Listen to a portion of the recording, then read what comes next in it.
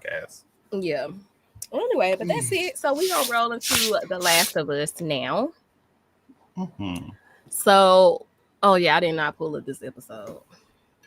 I got it playing in the background on mute. Okay, well, walk me through it some points. I was gonna pull up the rewatch. screenshots as we were going through, but I'm not logging into HBO. Well, while it's rewinding, I know it starts off with us getting introduced to these wolves, I believe. Oh, I was like, people animals? from Fedra. We was get introduced to people from Fedra, which was the They're not Fedra, are they? You talking about them weirdos in the woods? No, not the people in the woods. People in the truck that were driving up. Oh, that's Fedra? That's who opened the scene. That's Fedra. I thought that was the wolf. I thought that was WLF. All three of them is intertwined. Oh, so they got mixed together. Yeah. So Fedra agents were pulling up, and we're thinking they're all together. And then some of the Fedra agents, they're kind of like born in this world, I guess. So they're a lot less sensitive to, human decency and stuff. But one of the agents in that truck, been through it all, and so he still has part of him, his humanity. Oh, that is how we started the episode, because Josh Peck from Drake and Josh was in there. Wait, was he? Yeah, he was. That's that nigga. Look at I was like, look at little Josh. Look at Josh. Is him and Drake cool? Probably not. I feel like people was not fucking with Drake because he had some issues. I know, but I think I saw them on a podcast together. Oh, maybe they made up, because I know they had a little beef, yeah. So I don't know if they done made up. But yes, so okay, yes, I remember. And the guy from, I don't know his name. I always think of him from Westworld. Yeah, he always plays. Well, I ain't gonna say I don't know his full filmography, but I feel like he always plays the same kind of character. Yeah, he does. He does. But yeah, so he end up pretty much defending the people's humanity who the guy's talking about, and so they get held up. He pulls one of them out the truck to go with him to face these wolf agents. Come to find out, he's working with the wolves. Throws a grenade in the truck. A very a la Devil May Cry. I was like, look at the parallels. I actually saw that in a show called The Day of the Jackal too. It made me think of that. Yeah, it's a great good show. Great way to take somebody else out. Don't waste no bullets. But yeah, it turns out he's working with the wolves, who kind of stopped their truck and gave the dude pretty much an ultimatum, I believe, to join them or not. So we just see that there's some betrayals and some inner workings between all three of these organizations, because also in a previous episode, I think the wolves were like talking about people leave y'all every day. Nobody leaves us. So I think he said that later. I think he says that when he was questioning him later. Oh, was that in this episode? I think it would. Yeah, because we saw him interrogating. You're right. That is where that came from. You're right. Yeah. It's been 2 weeks. It's blending together. Don't worry. I just watched it last Sunday. I watched both of these episodes in one day because I have been sick. But I don't know if you have any feelings about that. It was just a little. It was cute. Set up for what's coming. It was a cute little gotcha moment. You know, he said if I had to work with them clowns, I might have done it without changing sides. Just said we got ambushed and didn't make it back. Yeah, for definitely real. The way they were setting it up, it was just kind of like, okay, yeah, girl. That was cute. It was cute. It was a little razzle dazzle, nice, very Seattle tea, very Seattle vibes. Yeah. And then we get back with these two idiots. But I will say the thing I do love about this little arc is having lived in Seattle for a time. I love seeing the city in the apocalypse. Shout out to Lake Union. I was like, let me see if I can find my job. Let me see if I can find a hospital I worked at, because it was like downtown. So it's been very cool to see Seattle, apocalypse filtered.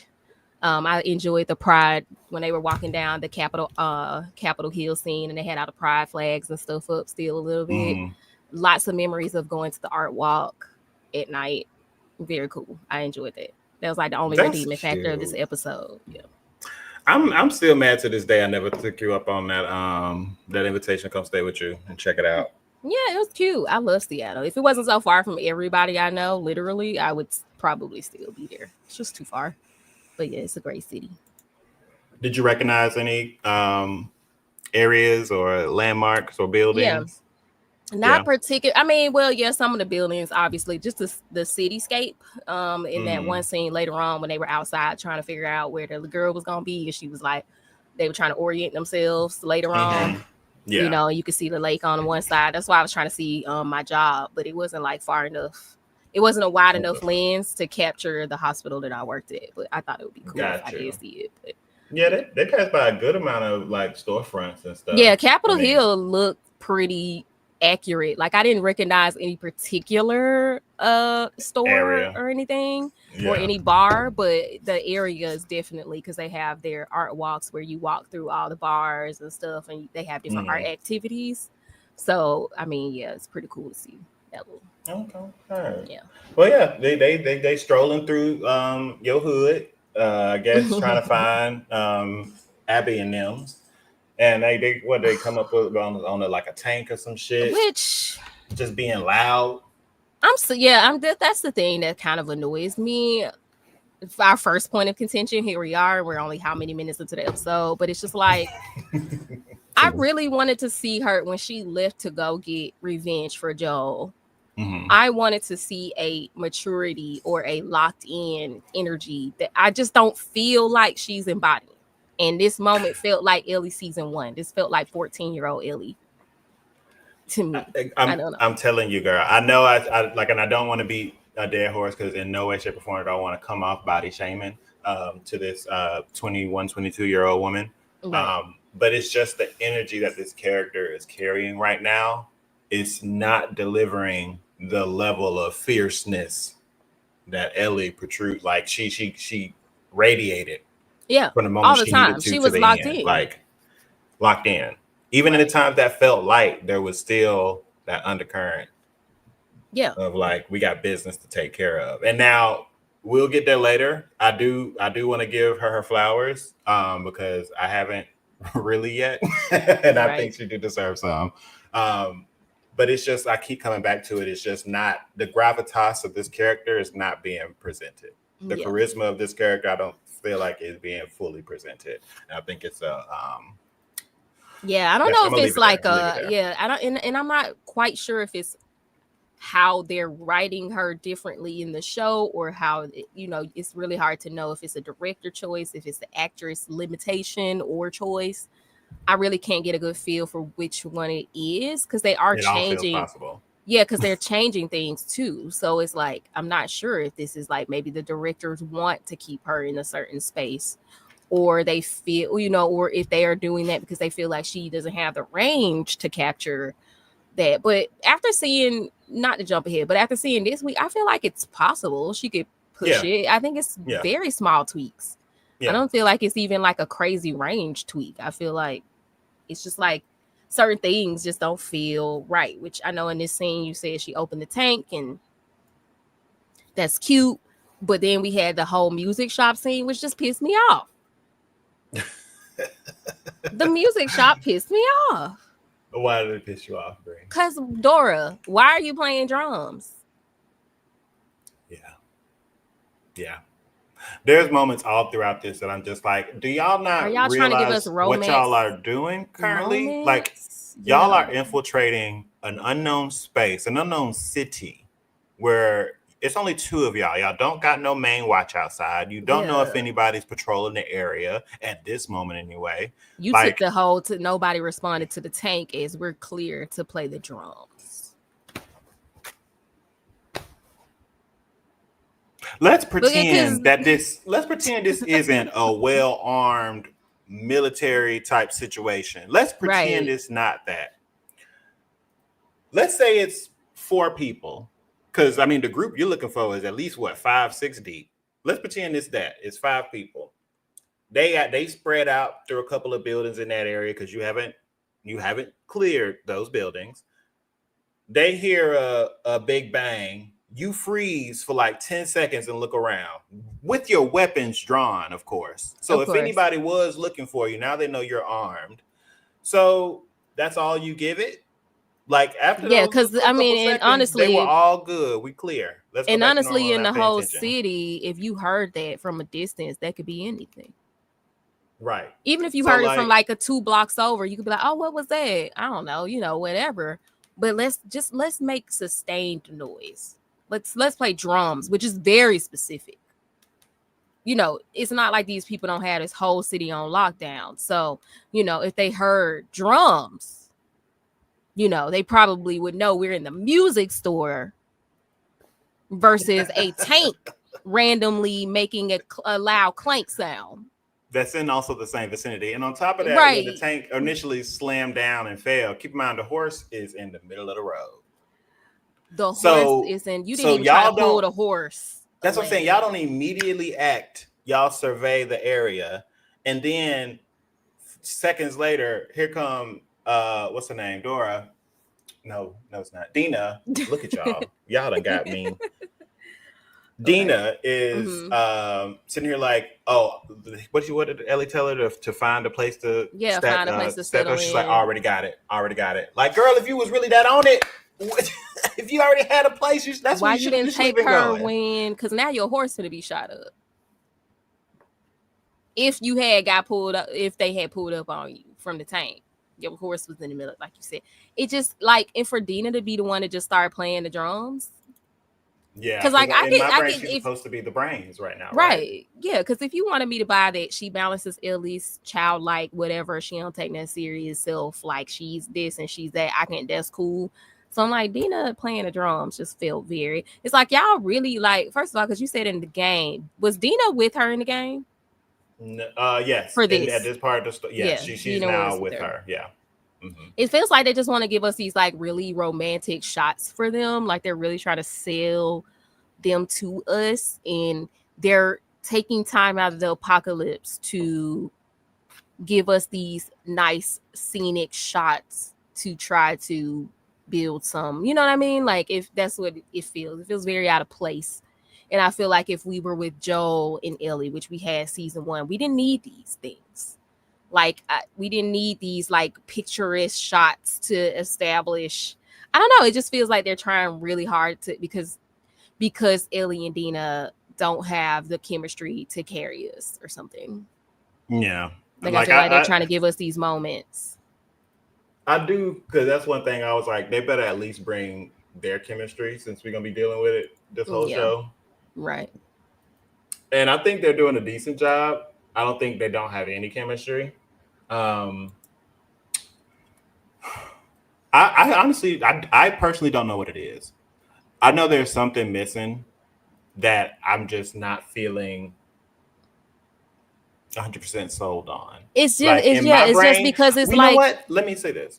In my brain, I feel like there is something missing, but maybe I feel like it's purposely missing for the show. A part of me is still thinking they're maybe doing some divergence of Dina's story, kind of like what you were saying in our initial coverage of this. I feel like there could be some other direction of taking her story, because there is a part that I was a little confused in, because I haven't watched every scene of the game back, but there was a part where she asked Dina a question about something and Dina did not answer her. Yeah. She refused to answer her. So that like kind of sent my antennas up a little bit, because I didn't remember feeling this way around this time anyway with this character. So I'm like, maybe they are doing something. So that's maybe why it feels a little empty, because there is another part, a layer that's missing. Yeah. And I also think it's just not believable in the sense of, I can believe these two young ladies who grew up together could be into each other. It's not that. It's just like, they don't feel like they have the seriousness to really navigate the situation that they're in. It just doesn't feel like these two women would go alone to a city to take on a militant group. I mean, it just doesn't even feel like they understand that they're doing that. I feel like Ellie would. This version of Ellie and the game version of Ellie, I feel like both of them would. No, I feel like they should and would, but when I'm watching some of the moments, it takes me out of that, because like she has moments where it feels that way, but then those moments of like we're in the music store playing a drum and a guitar, while we're surveying a city that we don't know, that takes me out of that story that y'all are trying to paint in my head. Got you. The immersion is kind of broken. Yeah, the immersion. I think that's what it is for me. You're having too many moments that's taking me out, and my brain starts thinking like, wait, why? When my brain starts having questions, I'm just you fucked up, because now I'm like, why are they doing this? What? How was that there? And I had so many of those moments in this episode, but we'll move on because there are plenty more. Yeah, they have a little moment. She goes from playing the guitar, and now she want to go up here and turn into Kareem Bailey Ray. She's singing. I can't remember what song she's singing. What's it? Take Me On. Oh yeah. Which also, I love Dina's performance in the scene because that's the reaction you should have to that. Yeah. I wanted to see Ellie more. I don't know, because Joel clearly taught you that song because we know where the song's from. Like, I don't know. I just feel like she seemed very detached from, Joel, who is dead not too long ago, taught me this. I'm playing it now. It's making me think of him. I don't know. It feels like she didn't have enough emotional response to be like playing his song that he taught. I don't know. Well, maybe I can maybe explain that later on when she said something else to Nora, but I'll circle back around when we get there. But as of right now, I would agree with that before I saw the last episode. Like maybe like something like that, like her voice cracking at the end, or her stopping short because she can't finish it, or did she even cry? A little emotional challenge. No, she didn't. No, yeah, even like some tears. She was pretty apathetic about the situation. I feel like it was. It really felt like, let me impress my girlfriend because I know how to play guitar, and that's it didn't feel like it seemed like she was having an inner dialogue about, oh yes, a guitar. Like let me find one. She seemed happy to find one, but it just felt more of like, oh, I just want to play a guitar. It didn't feel like, oh, Joel will have loved this or something. Well, maybe because Dina, I feel like, is doing the heavy lifting when it comes to the remembrance of Joel. Like, Dina, I feel like. Are they trying to say because she's pregnant? Because I'm just like, why? I'm just saying, like, it just feels like Dina is carrying right now. It's like, I mean, because they kind of explain in the previous episodes when it's like during the times that Ellie wants nothing to do with Joel, he's using Dina kind of to fill that gap of like his daughter, you know. And so I guess with that just being exposition enough, it's like their bond is just as strong as Ellie's, you know, on a certain level. Which is like, okay, y'all had her having a couple conversations with this man at the beginning of the season, and y'all couldn't get a silent teardrop from Ellie. I feel like she do need to like carry a little bit more emotional weight. But again, I'm gonna circle back around to this when we get to the next episode. Anyway, sorry. On to the next point of contention, because that's what this episode was. This. Sorry. Listen, the brute of nature. This next scene is always. I'm just always reeled in when it's like, is they really? How much they gonna do here? Right. Because he had one of the scars. The guy that betrayed the federal agents. He had somebody tied up, chained up, butt ass naked, a scar, and trying to get information from him. All right. How'd you feel about this scene?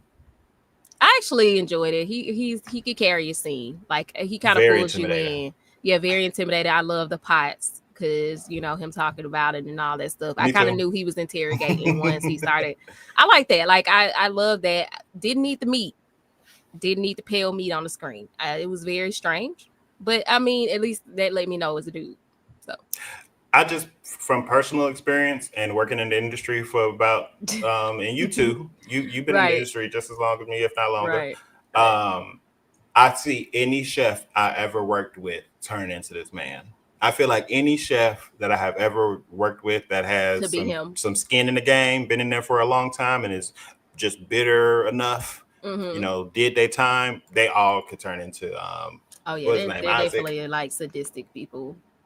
Yeah, I don't know what his name is on the show. I feel like his name just always Isaac. Is that his name? Right, that's what I'm like. If that's not his name in this, that was his name in something else. I feel like his just like gonna be his name. His name just cast him as Isaac. Just make a multiverse theory for him, and we'll be all right.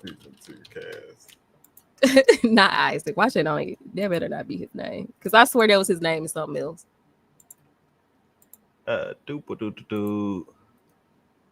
What's his real name? He deserves to have his real name known too.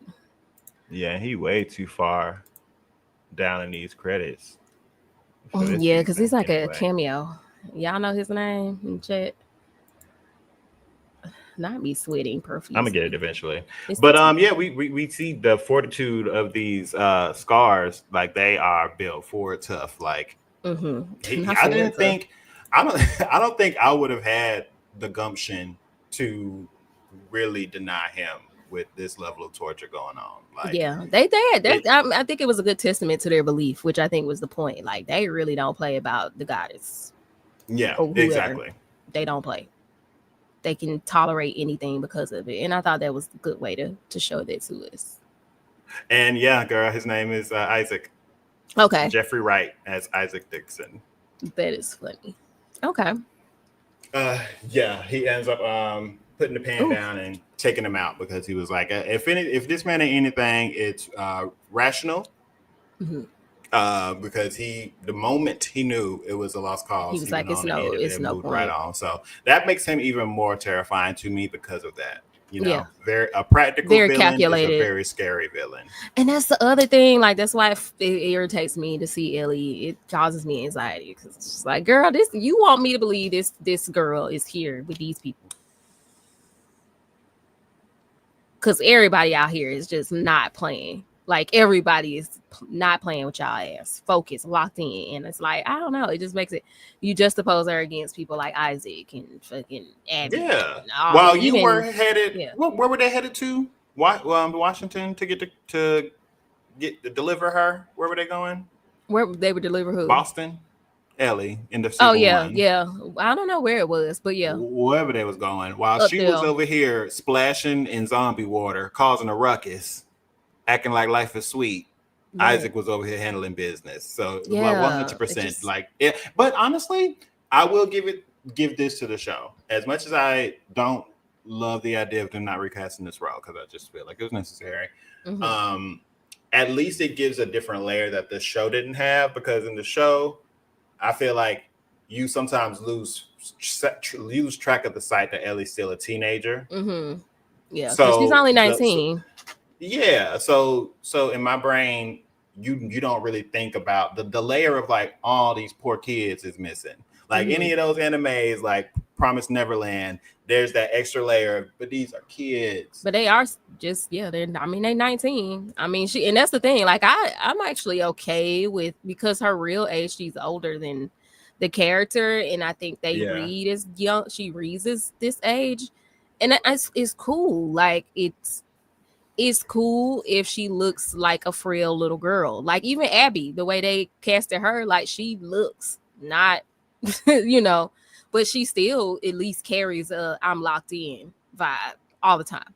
Yeah, even if physically I don't buy it, she mentally carries that, like, I'm not playing with y'all kind of energy.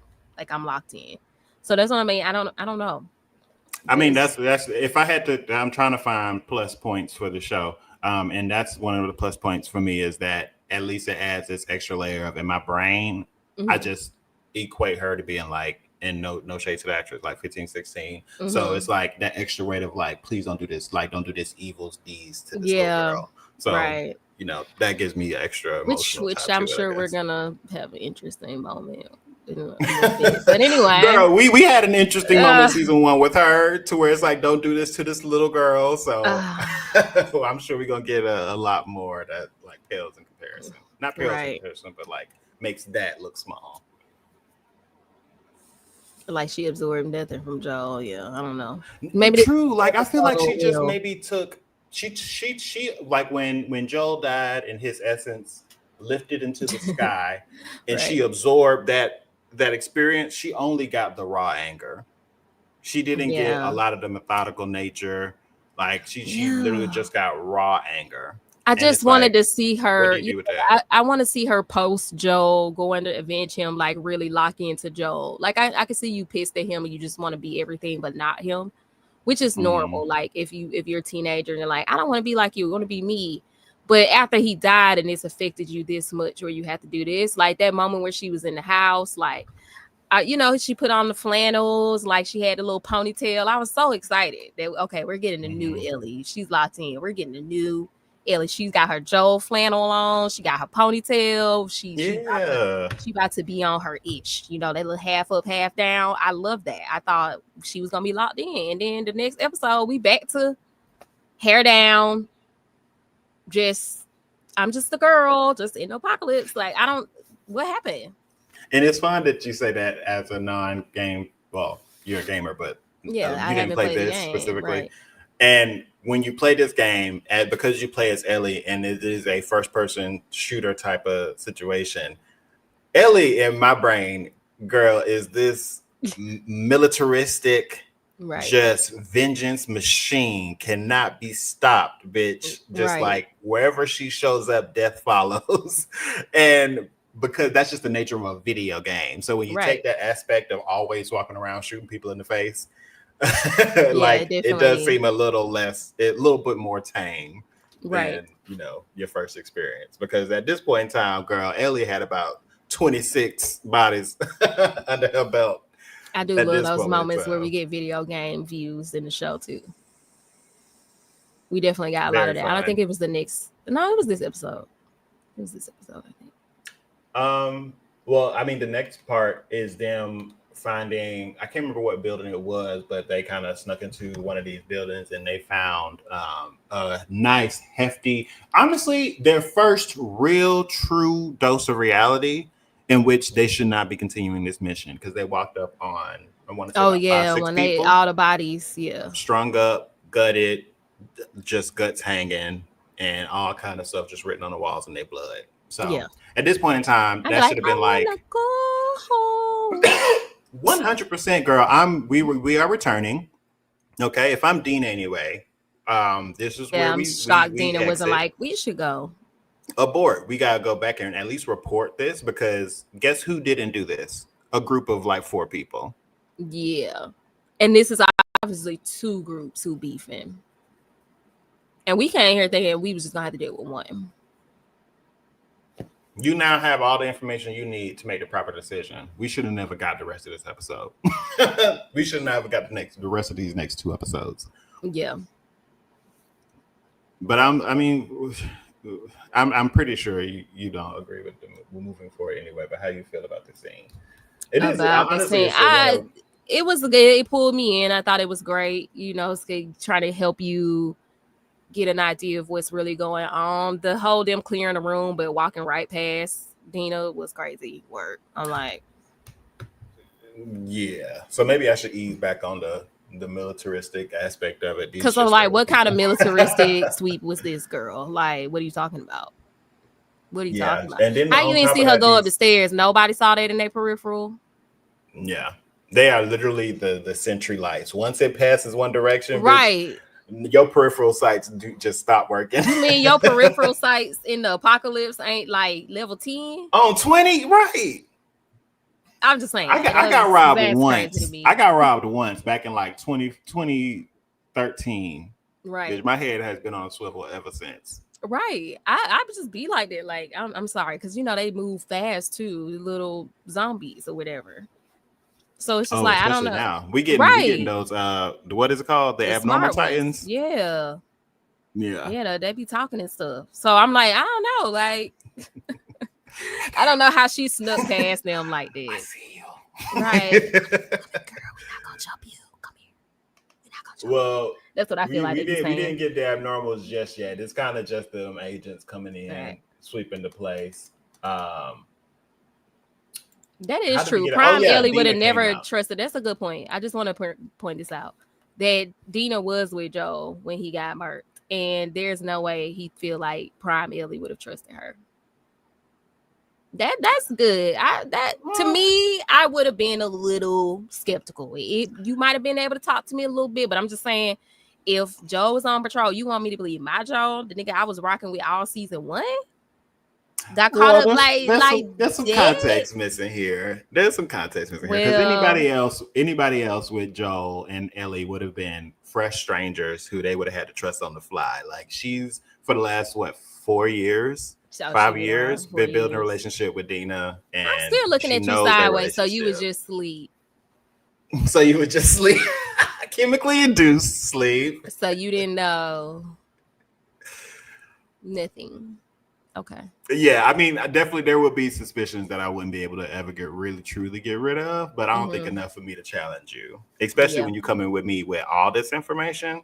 Now, I would be more suspicious of how you got all this information.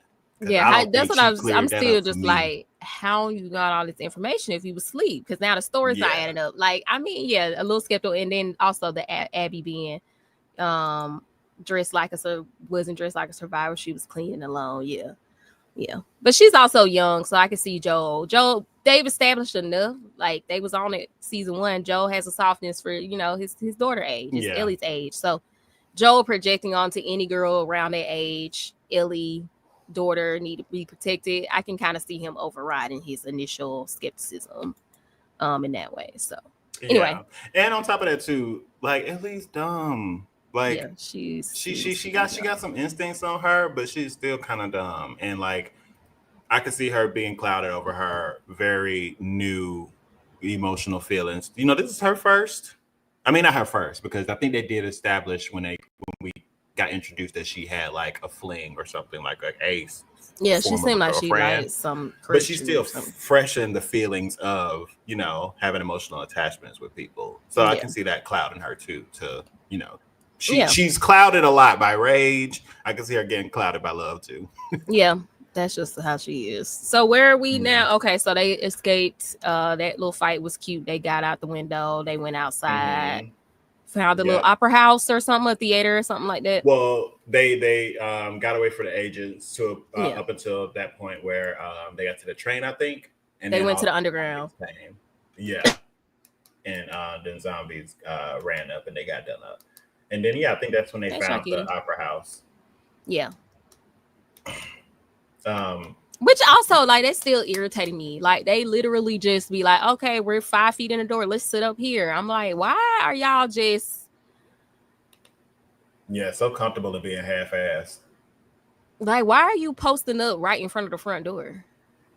Well, real quick before we get to the opera scene, I will say that train sequence, that was some good... it had some moments that was literally sequence. Like a video game. It really looked like a video game. Yeah. You didn't watch the last 2 episodes, Jackie? We talking about the week before last week and last week. We're not talking about this week. It hasn't come out yet. So I'm just checking to see how up to date you are, because we're talking about 2 episodes ago right now. That's the train sequence. They had some moments that really looked like a video game, and I love that. Like when she had the flashlight and they had these like first person moments. They were great, and I love those. It reminds you that it was a video game, and it felt very video game in those moments. Whenever I see a train scene now, especially with multiple enemies, I immediately think of Rengoku. I just be waiting for him to fly by, slicing everybody's head off. I also don't know how I feel about going into the train. Going into the train as obviously they had major plot armor here, because girl, what the fuck? Yeah, plot armor was very thick. Plot armor was very thick. Because let's drop into something with and we actually don't know if it has an exit. And then we get ourselves in situations like I have to protect you by putting my arm in the line of fire, and you immediately draw a gun on me. You don't even give me time to like miss a breath. You don't give me time to cough. It's like you turn around and it's gun to face. Bitch, what's really going on? Right. Because you did that a little too quick. You ain't even torn up. I mean, you crying. But it was a build. Because I think she emotionally got to where I needed her to be. Yeah, because you got to remember, we had season 1 with the brother who was just like, he didn't kill his brother until he woke up trying to gnaw on somebody's arm. Okay. Oh, baby, sweet baby. I forgot about them. Yes, but that's why I need you to be tore up about me. Okay, I'm just saying, be told about me like that. But like, because you could, like, I get it. This is a tough decision. Maybe she was like, it's already difficult enough. What has to be done. I can't restrain you by myself, right? Yeah. So let's knock this out. But like, the fact that she didn't even want to like listen at the beginning of that, where she was like, put the fucking gun down, and she just sitting there girl, crying. I'm still talking to you right now. Like, right. Has she never seen anybody get turned? Maybe that can't be possible. You doing patrols and stuff? There's no way. Yeah, I just don't see it, because they know these stages. Like, that's what I'm saying. They have that training. Girl, because why are you doing all this? Like, we're not even, like, I just got big. Like, literally. Like, I'm not even nothing. But, yeah. And but it was good emotion from Dina. Good emotion when she got there. Yeah, she be carrying. But, yeah, the first thing I thought was just like, I'm just like, y'all don't seem to have the skills for what y'all trying to pull off. Y'all leave y'all bags in the middle of the floor when y'all going to another area. Y'all sit no, in y'all the ain't middle. got no black women in y'all. Right. Y'all sit in the middle of the room. Like, oh, we're in the opera house. Don't forget we were being pursued by people and a horde. Let's just walk in the front door and just sit up in the middle of the opera house. Yeah, it is dead in the middle. Y'all can't even like y'all couldn't even go on the side. Y'all wouldn't even go to the build wall. A fort, bitch, with a hole you can look out. Right? Would you not sleep up against a wall in the shadows so there's somebody walking in? And that's the thing. She like Dina know how to triangulate positions. Like take a little quick glance out on the roof and figure exactly what direction the wind blowing so they can shoot from the left. Because you know they got walkie-talkies, so you also knew it was other people who was chasing you, and this was another group who came in the tunnel to intercept you from the group who was chasing you in the other building. So yeah, you lost them. Right. Rashad said, let me go find the generator. Turn these lights on. Let's turn some music on. Let's set the mood. 2 in the morning. Let's set the mood. Never mind clickers and all these things. They literally can only. It's just like I can't see the guitar strings when the lights are off, Dina. And y'all didn't even. Did they even clear the building? Y'all didn't even clear the building. No, and it's. I mean, they did a little walk around. Ellie did a little walk around. Did they show you stay here? Yeah, she said you stay here, do your little triangular thing because I can't do it, and I'm gonna go look around. I remember that part. And then y'all slept in the middle of the floor. In the middle of the floor. Yeah, right. Right in front of the front door. I would have been sleeping in between the seats on the floor. That's what I'm saying. Y'all didn't try. If y'all sleeping in here, I want the upper hand. Y'all are not acting like some people who are sneaking into a town and now your arrival has been known. Because what reason do you have? Bitch, the balcony. You had the balcony, a whole balcony, so that if they came in, you would see them before they see you. I guess they also ain't play no video games, but like, come on now. But y'all be doing patrol, and you said, you could triangulate. They have their own patrol. You're right. They have their own procedures and protocols. Right. I mean, maybe they did also explain that because you saw how quick they ran into that gas station, ignoring them niggas. So maybe they reinforcing the fact that they don't know procedure. Right. So nice of them to leave. So nice of them to leave fuel in the abandoned building. It's just so dumb. And then even if the group got accosted in the tunnel and they just like, oh, maybe they got attacked by the zombies or whatever. I don't know. It's just like, girl, I would never be comfortable enough to sleep in the middle of the floor knowing it's a whole other group of people who know I'm here, who sent the other group I just got away from after me. So I would still be like, for all I know, it's another group they call reinforcements. Right. It's just, I don't know. Anyway, so that sent me. We bunny hop over from standoff to her being like, "Hey, give me 24 hours. Give me 24 hours. If I'm over here, popping and locking, then you can go ahead and shoot me in the head." And she wake up unfazed, and she now knows that she is immune from the disease. Which I thought the flashlight moment was a little lot. I was like, this better be somebody different. This better be somebody else in this show besides Interrogation. It was a little too long for her to just be sitting there with the light flashing. Right. He's about so they didn't set up a noise trap. Look, all I gotta say is Kevin from Home Alone would put in that work. Okay, Kevin from Home Alone was more prepared for this apocalypse than them. Okay, that's another GPT story. I tell you, ChatGPT just be reading to me sometimes. I just be putting scenarios in. That would be cute. Kevin from Home Alone in the last aged up about 20 years in an apocalypse. Please read to me that scenario. That would be great. We need to do another fanfic episode, especially now that I'm getting so much more fluent in my prompts. Yeah, when the prompts start getting better, it's fun for days. But yes, so what? I'm sorry, where were we? We got on to Home Alone. Oh yeah, we did. She just. She had the flashlight. She's and this is, I guess, kind of sweet. She tells her she freaked out because. Wait, is that in this episode? Yeah, I think they confess. She tells her that she freaked out because she envisioned a life with her that wasn't coming true anymore, and they just, seized the opportunity. Right.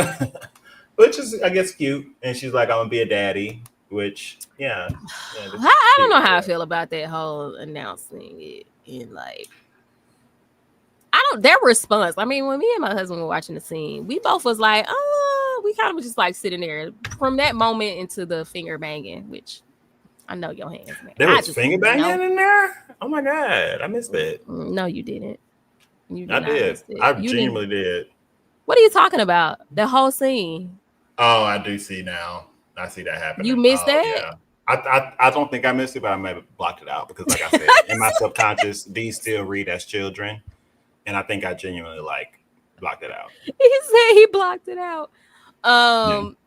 We didn't know how to feel about their reaction because we was like, what was their reaction? Like, you just found out she's immune and like you believe her now.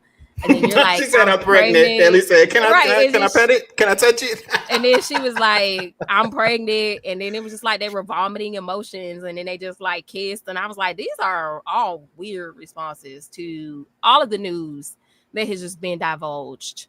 And like, I can understand being an emotionally overwhelmed moment, but especially because I don't think that Dina ever resolved her feelings with Jesse to Ellie either. But that's me looking for a level of emotional depth I know is not present in the room. Yeah. So. It was just a weird thing because like you just found out that something you didn't think exists. Like she's immune. That's crazy. And then you're like, I'm pregnant. And she's like, I'm gonna be a dad. I'd be like, so you brought your pregnant ass with me on this mission in the apocalypse. Yeah. Like I would be mad. And I feel like in the video game, she was probably not happy about it. I can't really remember, but I'm pretty sure she definitely felt a little bit stronger than what she probably gave in the show. Yeah. So that was just a weird way. It was just like going from announcing all this stuff to like we're making out to we're finger banging. It was just very strange. This episode ain't over. I'm trying to skip ahead because I'm like, I want this episode to be over already. I did not love this episode. We survived. Let's smash. I'm only used to that in male and female. I mean, we've seen the trope before. We've seen it. Very high tense moments. We thought we were gonna lose each other. Just hot make out scene. I mean, we've seen it before, but it just. So she shows her all the pee sticks, which also just pregnancy tests laying around. They look so clean and new. They really did. They should be like beige. They should be like a little off-white, for real. Oh, yes. End of the episode. Okay. They heard explosions in the background. They looked at each other and said, we got this. Twan blacked out. He said, the episode didn't end after the flashlight. Oh. I was hoping it was. I was like, how much more do I got to scroll through? Okay. Now we get to the actual interesting episode. Thank you, Jesus. Feel her love. Now, while this gets suited and booted and loaded up, this is a part of the show that I was a little confused. I needed to go back because I was like, did we not have the introduction of we didn't apparently because everybody's revelations, it's in the air. We didn't have this airborne thing in the first season at all. Why was I telling myself we did? I feel like I remember seeing spores in the air or something. Yeah, because I feel like I remember scene where they was in there when the place blew up or something. Yeah, and I remember saying in the game, like I feel like I remember saying that there's something about the spores just stopping at a certain point.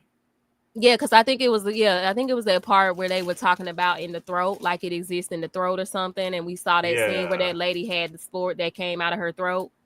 Yeah. And she tried to connect to the lady and she like breathed on her. I feel like that I remember it being that moment that we kind of touched on it a little bit, but not crazy.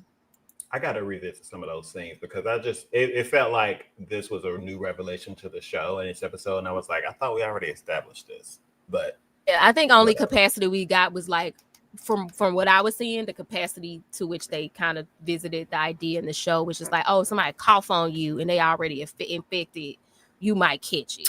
Got you. Okay, but it wasn't got you. It's not like a full-on airborne thing. Just It's like whole it's area. like a sneeze. You sneeze, the germs disperse, and I'm in your face. It might get to you. I think that was the extent to which it seemed like in season 1 that they kind of talked about it.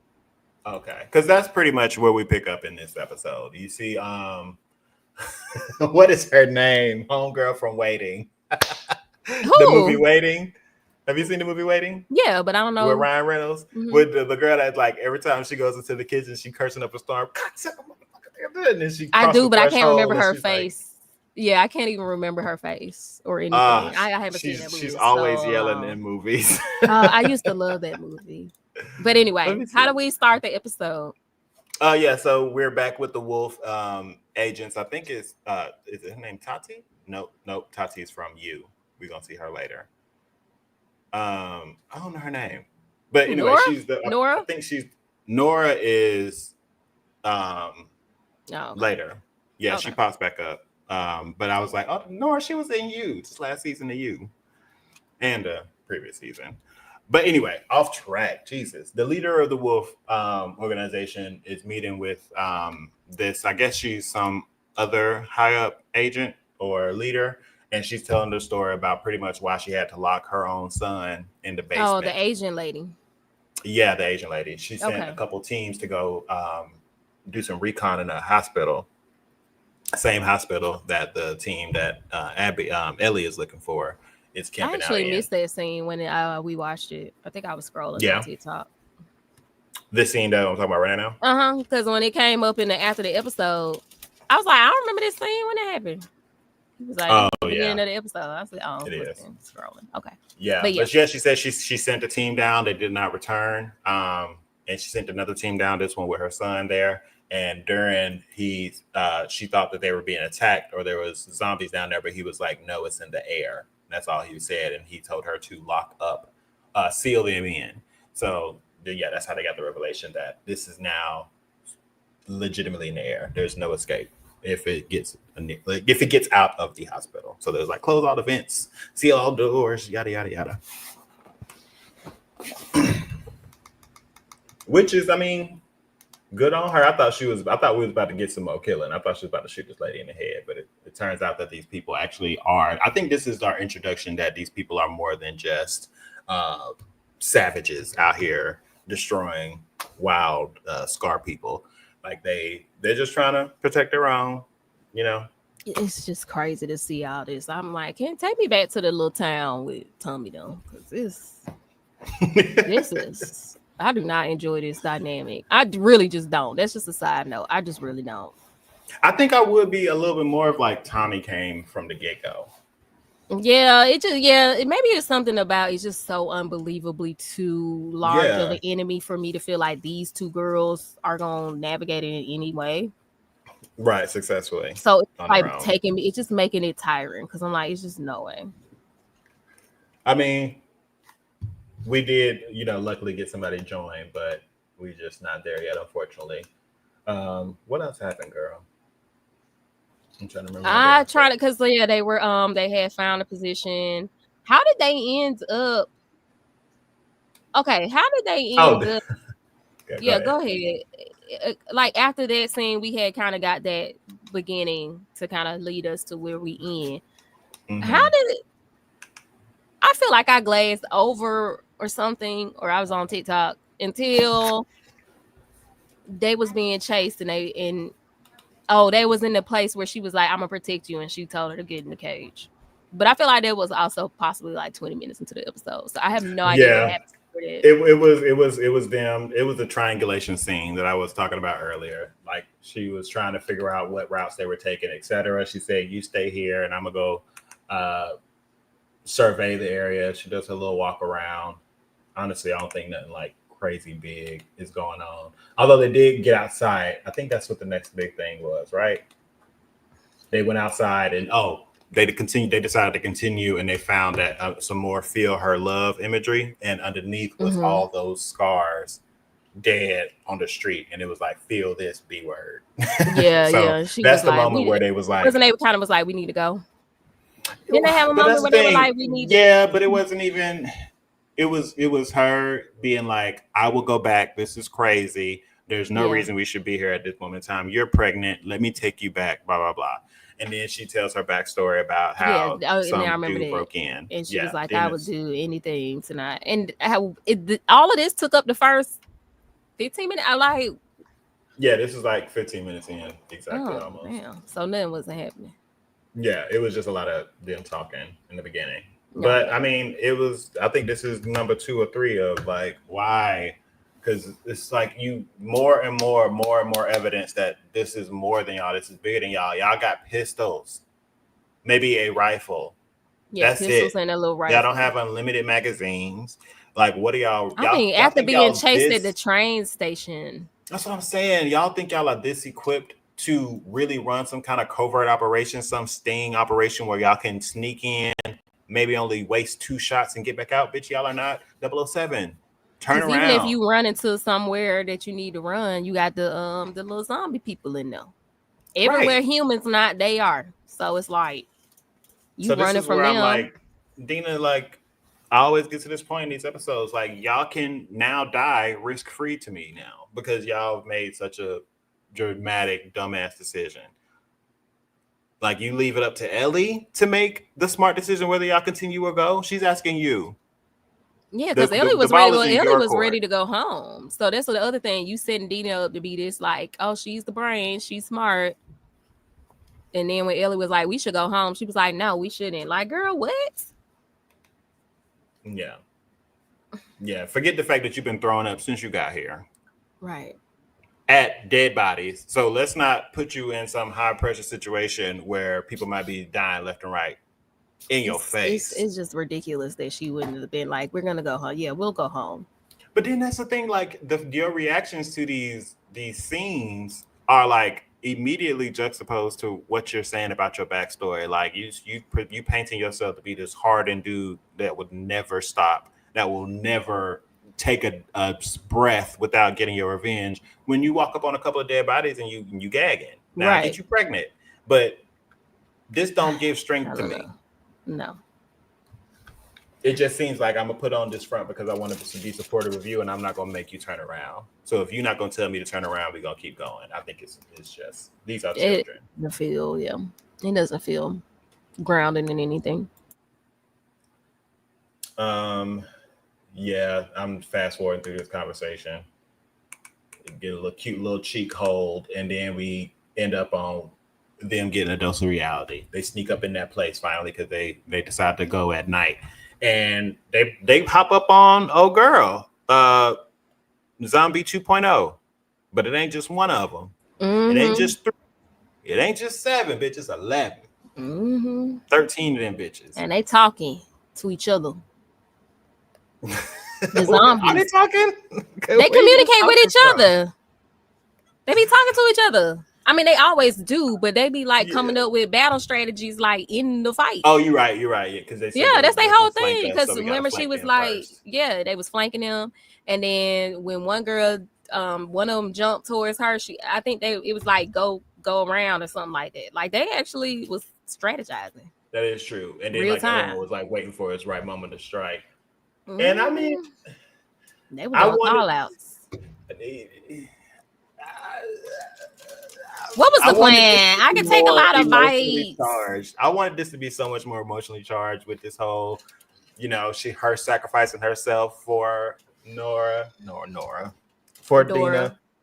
Right. I hate y'all. Anyway, I feel like it was supposed to be so much more emotionally charged, but it was just such a stupid situation they did not have to be in. This feels like the terrorists in our government right now, like man-made problems that y'all are now looking for me for sympathy for, which I'm fresh out.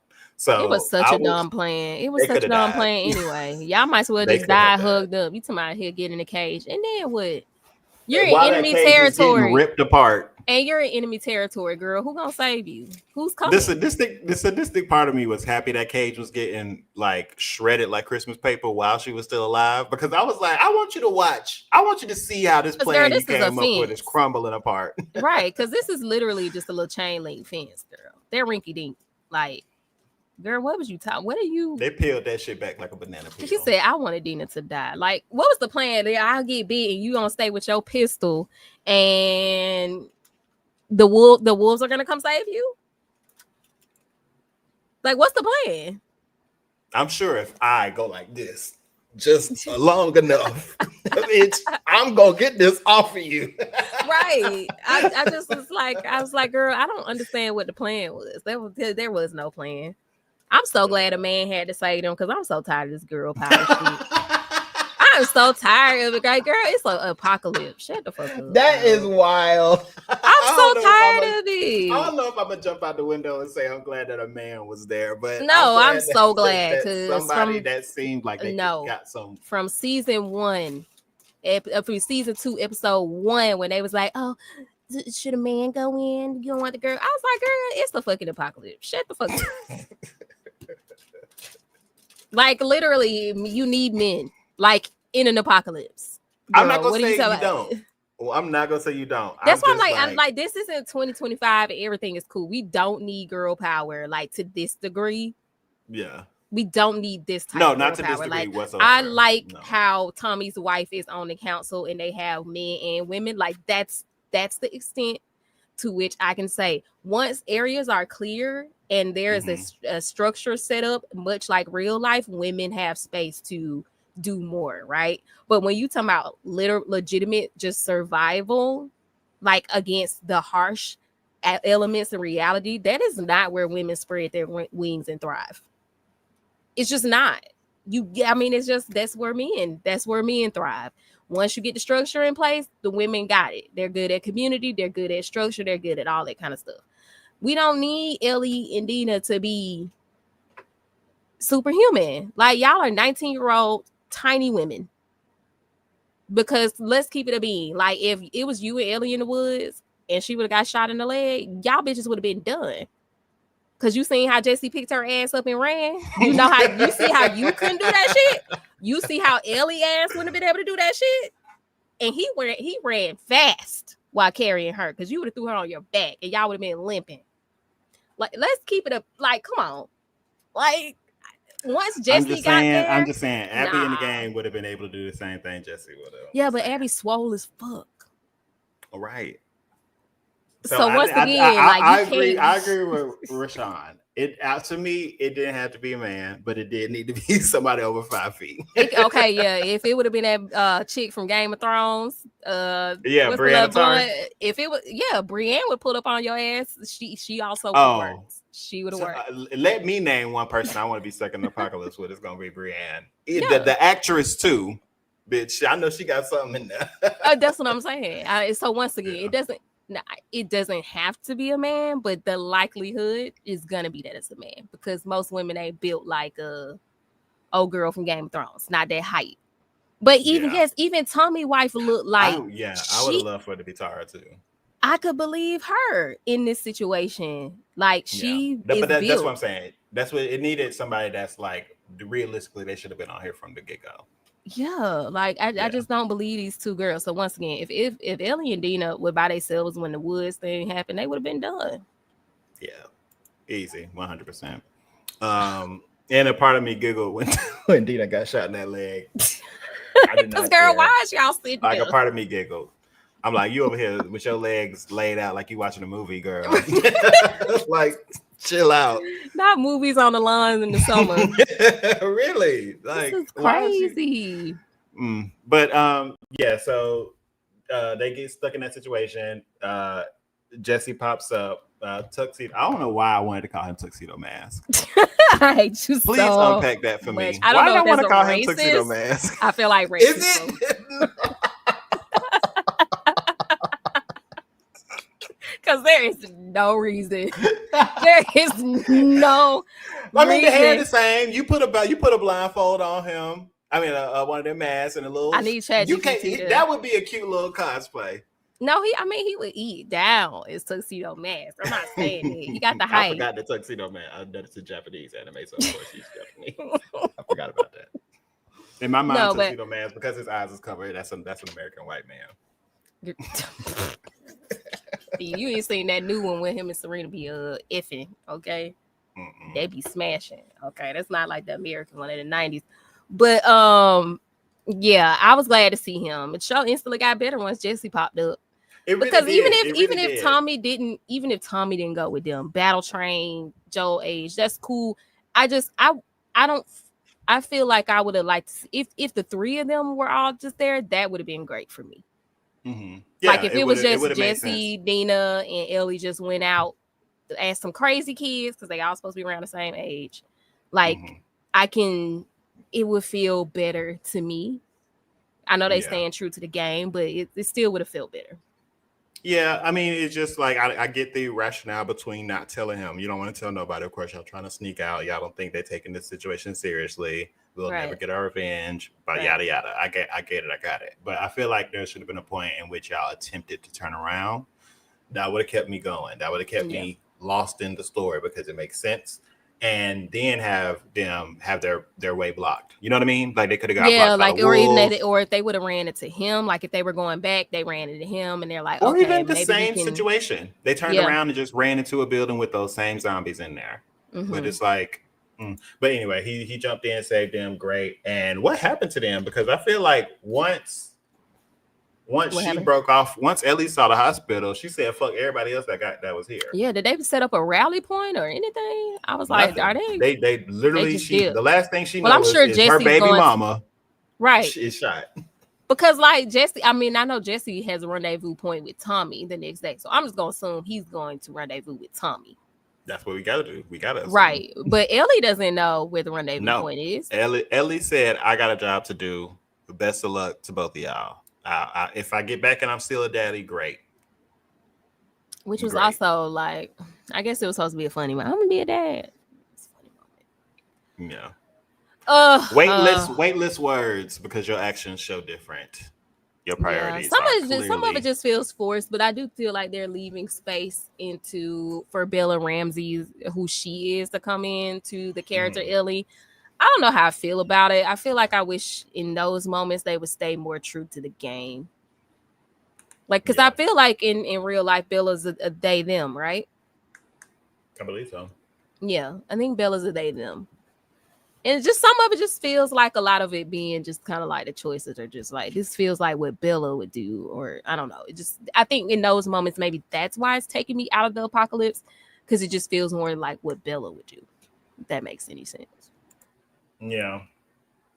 I mean, we was introduced to Little Bear first, and Little Bear would never. Yeah.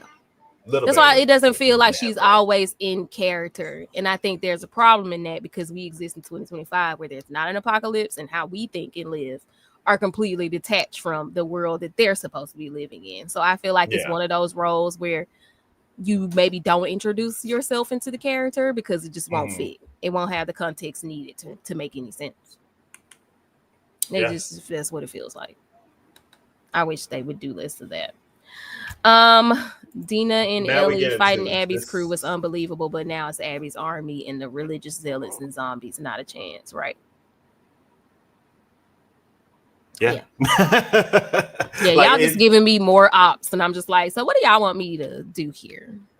More and more ops and just worse and worse odds and situations. Because, right. I mean, honestly, from here, this is probably the part in the game where I was locked in for the rest of the duration of this game. Like this was her having this exchange with Nora was everything to me. And how did you feel it was done for the show?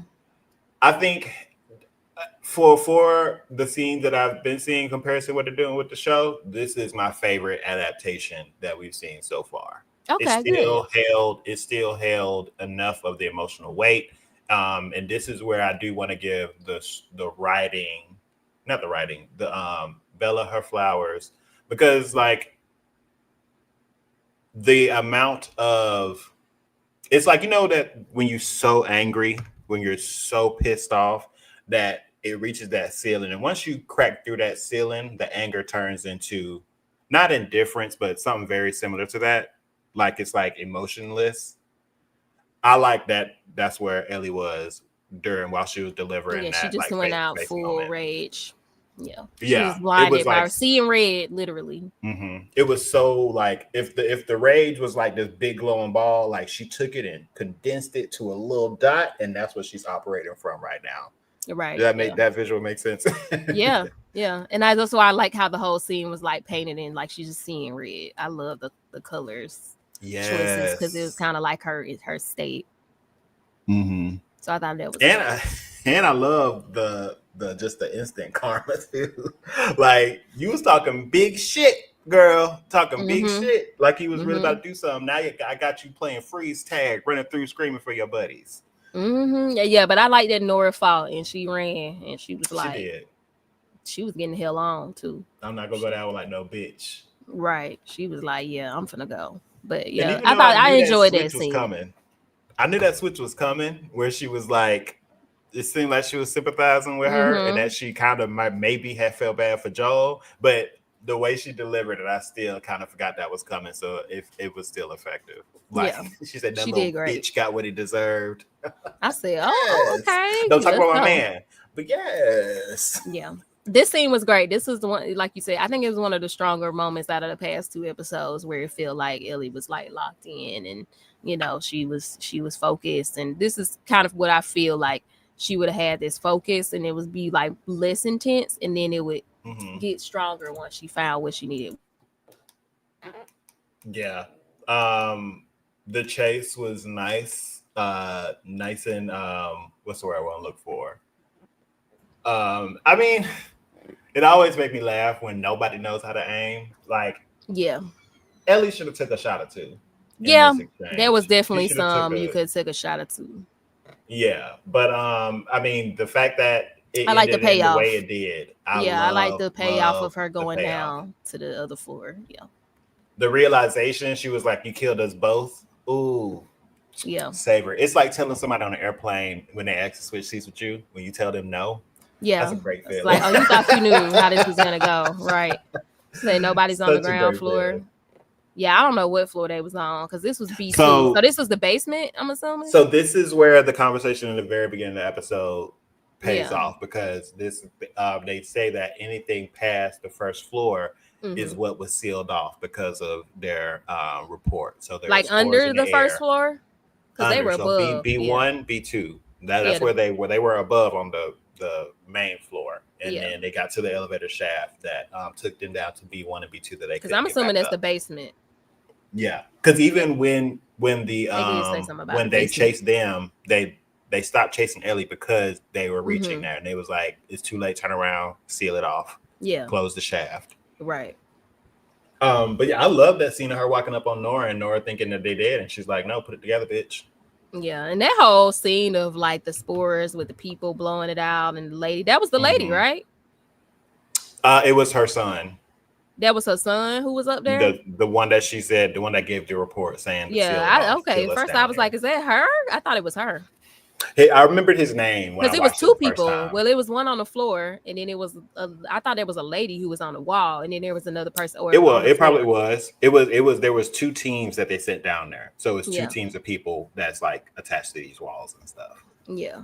And I just remember because she said his name was Leon, and his shirt said L, and then Yeah.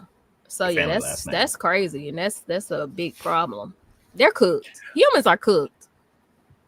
Yeah, because because you got to think about it, this is just one space where the it's contained. Exactly, and I think they said this is ground which 0. also makes it really bad because if y'all blow that hospital up or anything, that's it. And because I think I'm correct, she said this is ground 0, so this is the place that has had this collection of spores or zombies. But I wonder why they started there. Longest in the series. So why did they start there? I think they said I think that's where patient 0 was.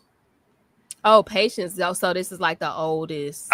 This is what I'm just because like I said, I haven't went back and like reviewed the games to get that story, but from what I remember, it would seem like an evolution, like with the age of because they do change as they get older too. The zombies. Yeah. Oh yeah, we saw that. We saw an example of that big thick meat juggernaut zombie that couldn't be stopped. So that's just what happens once they're able to continue to fester and grow. Yeah, they start to evolve and change. So that makes sense. If they've been there that long, that's how they would evolve or change. Oh yeah, they're Korean. His last name was Park.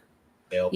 Especially if like they don't have anybody to feed on necessarily, and they are sealed away. I mean, it would make sense that would be an evolution, like kind of dormant, because we see throughout the show that they evolve to make sense for their survival where they are. So kind of like when they were on the snow and it was too cold and wasn't really anybody around, they kind of just go pile up on each other, go dormant until something comes around.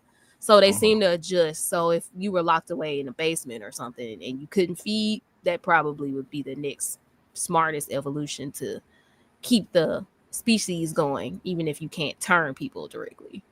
Right. In my brain, it was along those same lines. It was like they're adapting to their situation. Like there's nothing there to feed on. So the only thing is to like kind of try to naturally find your way out. So I think that's what they're create doing. The spores so that they'll get out from being sealed. Exactly. Right. Exactly. 100%. So that's what makes sense. Yeah. So she very much so cooked. She goes up to Nora, starts interrogating her. Nora is not bending or breaking. I guess I also forgot this part too because she started going to town. She said, "Fuck a golf club, bitch. I got this pike that you about to get introduced to." And I was clapping. This is the first little taste of revenge that she's able to get. And I was like, from the frustration and the stupidity we had to go through to get here, I was happy we got here. At least you can. Yeah, and it was a little bit of like, this feels like someone who watched Joel, coming up. Like, this is how you do it. So this felt like, oh, this is a person who's been with Joel for a long time. This is what Joel would have done. It kind of felt that way. Yeah. Because a lot of the skills that Ellie's supposed to have in these situations, she learned from being with Joel and watching Joel. You can't convince me otherwise. So it's like, I expect to see her handle some of these situations like Joel would. And this is the first one that I feel like she did. Yeah, the very first. But then we get our final little, I guess, a bomb drop for some viewers. And that's that she was like, "Do you know what he did? Like, he killed everybody in that building and pretty much told her exactly what happened." And without flinching, without making any kind of grimace, she says, "I know." So how do you feel about this? What does that lead you to? What was your feeling? I felt like she knew. I already felt like she knew. From the end of season 1. From season 2. Well, I was gonna say the end of season 1 too, where she was just I thought, like, okay. Yeah, I wasn't sure when I watched season 1, but I mean, this season to me, it's always been clear that she knew. Yeah, I mean, yeah. For me, it was just the ending of the first season when he told her what happened, and she said, "Okay." And I was actually surprised that bitch, you don't believe him. I was actually surprised that it was a reveal, because like my understanding of why she wouldn't tell people, okay, like Joel didn't tell the therapist and she didn't tell the therapist and stuff like that.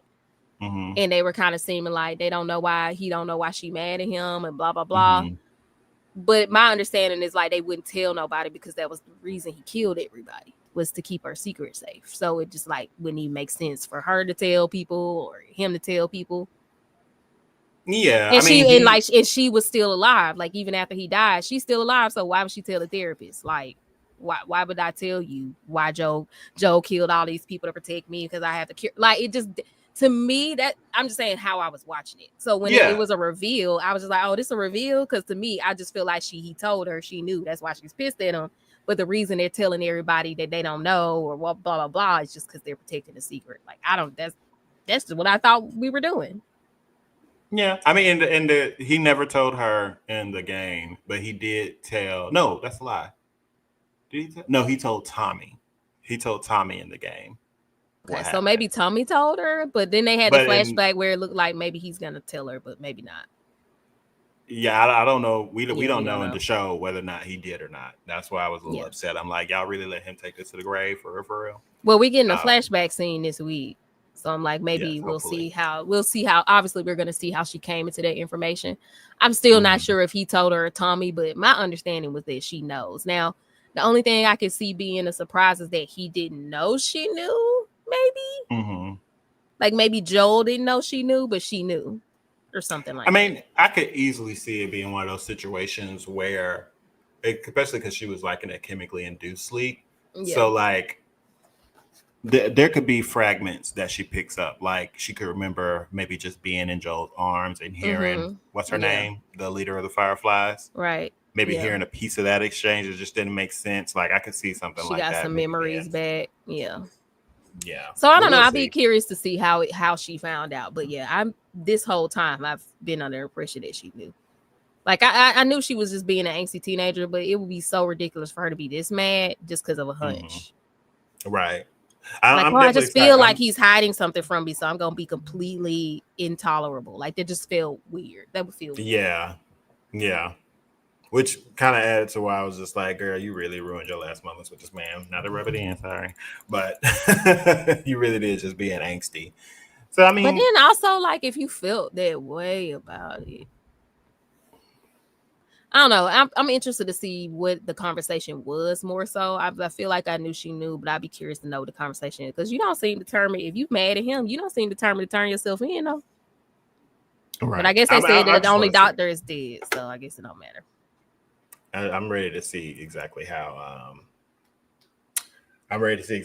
she finds out, because I mean, and I don't think he left any survivors in the game, but in the show he left those 2 nurses alive. Yeah, and also in the game, I shot both of them. I shot them dead. Because also one of my problems with after the show, when the director was talking about it, like it was kind of the after show, and he was talking about we're gonna get this moment, and Joel did this. I was like, okay, so hearing the directors and the writers talk about it, like they seem to be under the impression that they convinced us that Joel didn't do the right thing. And my understanding that I was like, I don't recall watching it from that lens. I recall like when I heard whoever that was talking about, I don't know if he's the writer or director, but he was talking about it kind of like we are supposed to view it as Joel just went off the hinge and he just did something completely unreasonable. And I turned to my husband and I was like, I feel like I remember even watching the episode that Joel had a lot of the same questions we had. Like, how do you know this is gonna work? If you kill her, then what? Yeah, like how do you have what it takes to actually pull this off? Like, I feel like Joel definitely has some legitimate questions. Like, maybe I made that up. I mean, I did recently watch that scene back, and I mean, he definitely wanted to know some of those. Yeah, but I feel like the moment he heard that it was over for her, he knew what he was gonna do. But he did have those concerns. I think. I don't know if he questioned them like that, but I feel like a part of me remembers him being like, are y'all sure this is the only way? Like, because what did they need? Did they need her brain matter? What did they need? Because that's where the I think they said that's where the virus in the brain. They wanted to like study her brain because of her. So y'all just want to kill her. I think that's where it like maybe starts or something like that. Right. Yeah, I would have killed. I would have killed y'all too. Okay, there you go. Yeah, that's where it starts. Yeah, I mean, I guess the writers feel like, yeah, it's so obvious he overreacted, but I mean, no, I probably would have killed y'all too.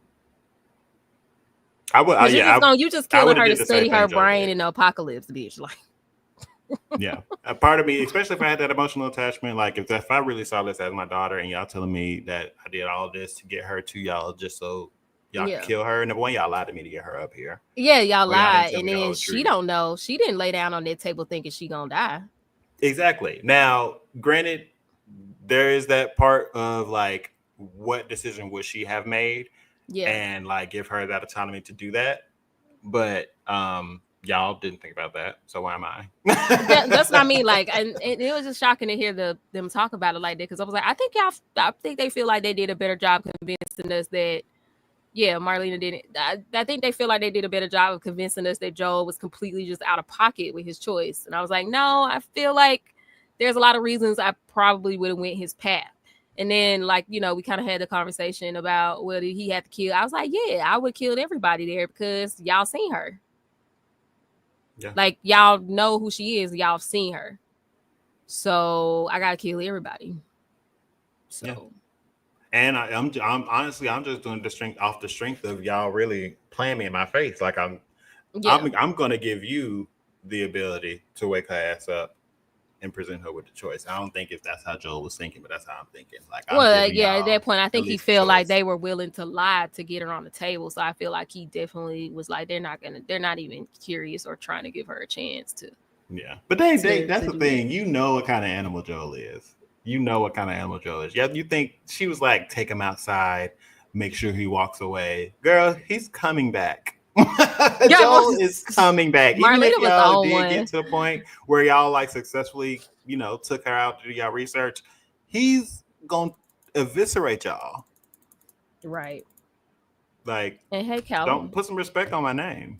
Yeah, it was just interesting hearing them. I was like, oh, y'all really feel like it's people out here who in the camp that Joel did the wrong thing. I was like, I don't know. I think most people can understand why Joel did it. So it's gonna be interesting to me to see it, because for me, it's like, yeah, I mean, he did what he set out to do. Nobody knew how she looked.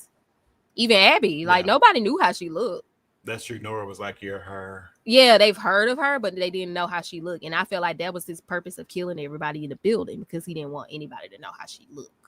Yeah, and she continued to keep her immunity a secret from everybody. Right. So, I just thought that was an interesting point, because I was like, okay. What were Sean say? It was a split call. Right choice, wrong means. Well, I have a gun right here, so probably gonna let everybody out in this bitch. I don't know what else to tell you. And then also, it's like a militant group, so I feel like once he killed the team or whatever, like the military people were gonna come after him who were in the building. So like, I feel like once he made one choice, it just snowballed into, I'm just gonna kill everybody on my way out of here.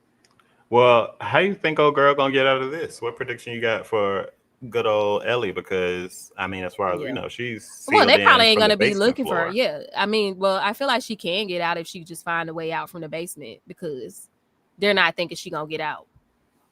I mean, because they know that being down there with the kills. That's why Nora led her down there, because she's like, oh, you gonna kill me? I'll just kill us both, so you can't get Abby.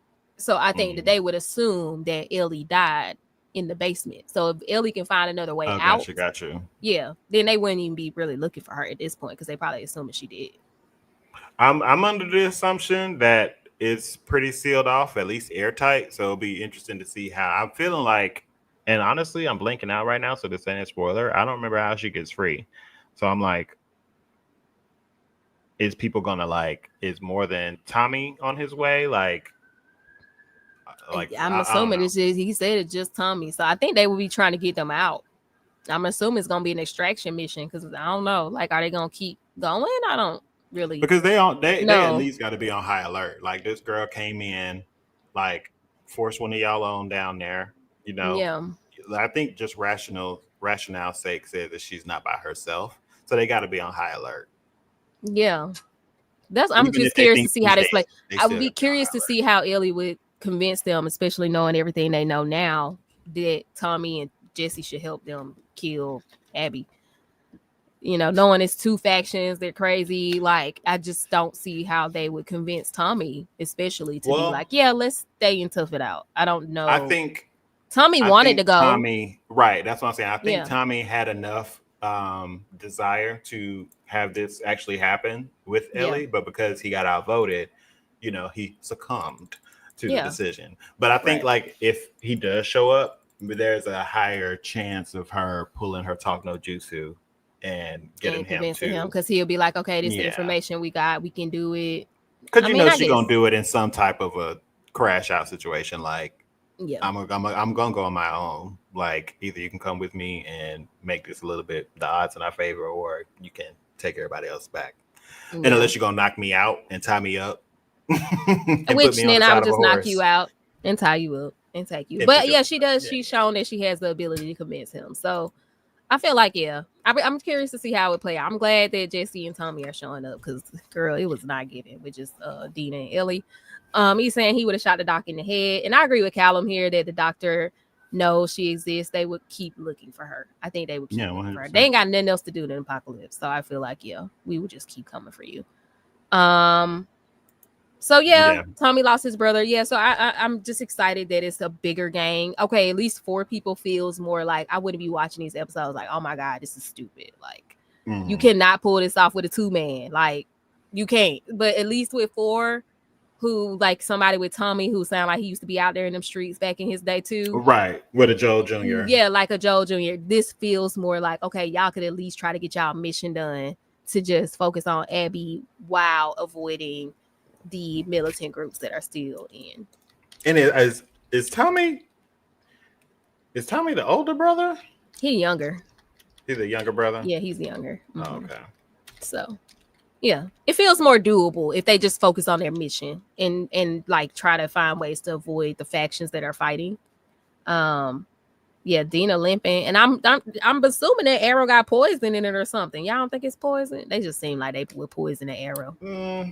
I mean, it could be, but I don't know. I don't think so. Callum said Dina already useless because she's pregnant. No, but she can triangulate, girl. The thing she could do with a protractor. Don't say triangulate. The thing she can do with a protractor is I wish they would have useful. never said that because you just gonna keep on saying Dina can triangulate. She really can. She is good at love triangles, and now she's in a triangle because Jesse's here. Well, Jesse's here and Ellie. They all seem to get along fine. They could be like a throwable. Yeah, I mean, what's going to be annoying, which I know is going to play out, is because I think I didn't see all the inside of the episode, but I know I heard somebody on this team talk about the power struggle of like Ellie and Jesse being like, I can be the protector, I can do this, so we're gonna have to go through this annoying ass trope. I just in an apocalypse, I don't care, girl. Who cares? Right, I don't care. But who cares? It's a pregnant woman in an apocalypse. Yeah. I just say be a throuple and get it over with. Right. The more the better. If y'all gonna survive.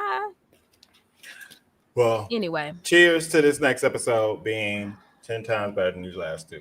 And at least we get to see some Pedro Pascal again. So yeah, he came. Yes. I'm looking forward to that. Sweet baby Pascal. Yes, I'm looking forward to that because, child, we need him. When we needed him, I miss him so much. He showed up. I'm so happy we're gonna get a scene with him. So yeah, I want the actor who was the face model for the game to show up like Ellie's was. Did he make a? I thought he made a cameo. Did he not? Did he? Who? Yeah, I thought he did. Yeah, look at that. Because I definitely missed that. Well, I know like Abby's. Okay, it's not Abby. The lady. The Juno double. Well, no. Ellie's voice actress was in the show, and Joe. Yeah, Troy. Is it Troy? Where was he? Is it Troy Baker? Let me see. Yeah, he was in the episode. Troy Baker was in the episode because I remember that after the episode they said he was. Which one? He yeah. Oh, that's him. That's why I didn't recognize him. He was in season 1, episode 8. Yeah. I was gonna say he was. That's why I feel like he lost some weight. He didn't got his face got real skinny because that ain't my Joe. It's not my Joe. I hate you so much. It's not my Joe. But yeah, I was like, I'm pretty sure he was in season 1. So yeah, now that I'm looking at him, that is definitely him. But yeah, Ashley Johnson. He definitely lost some weight or something. Mm-hmm. Well, I'm looking forward to the episode. So, we'll be watching the episode that is going to be premiering tonight. And then next Sunday, unless it just blows my socks off or whatever, but we probably could run through. We have 4 episodes of anime to talk about. I am very ready to talk about To Be Hero X. Yeah, we have to talk about To Be Hero X because we're doing it 4 episode batches. So episode 8 comes out next week. So we'll be talking about episode 5, 6, 7, and 8. Gonna be 5, 6, 7, 8. Okay, cool. Yeah, 5, 6, 7, 8. we're going to talk about next week. And then we'll jump back into The Last of Us after that. So we'll also be reviewing 2 episodes next week. Next time we talk about the show. I think that's pretty much it for housekeeping. I don't think there's anything else that we had planned to talk about. I think that's good. Yeah. So, okay. Although Korean and Chinese Chinese anime is killing Japanese the game. Because when we do our episode next week, we need to watch a trailer for whatever this show is that they talking about they're gonna have 30K. Have you seen that? Yeah. That's I think that's is it called Now? No, it's called It's not out yet. It's not out yet. No, I know it's not out. There's 2 that I put to the side. One of them is that one. It's something. It's because called. That's how I found out. They took a year to Lord do of Mysteries. Lord of Mysteries. Lord of Mysteries. That was the second one. Yes. There was 2 that I sent to my friend that I was like, 30K frames. Yeah. So we're gonna have to watch that trailer next time, and then I'll catch y'all up on my Frieren journey. I'll probably be done with it. Frieren. I'll probably be done with it by then. 2. So I'm like halfway through the season now. So I'm going to finish the rest of it, and we'll probably talk about that a little bit. We'll talk about To Be Hero X. We'll watch those trailers, and that'll be our anime catch up. And then we'll be going into The Last of Us. How many episodes of The Last of Us are there going to be? That's what I need to know. We got like 9, which 9. I hate. I wish we had more. Right. So yeah, by the time we do next week's episode, I think 6 and 7 we'll be talking about. Then there'll be 2 more episodes after that. So I don't know what we're going to talk about after The Last of Us. I'm sure something else will be out at that point. So we'll just when is Interview coming back? That's 2026.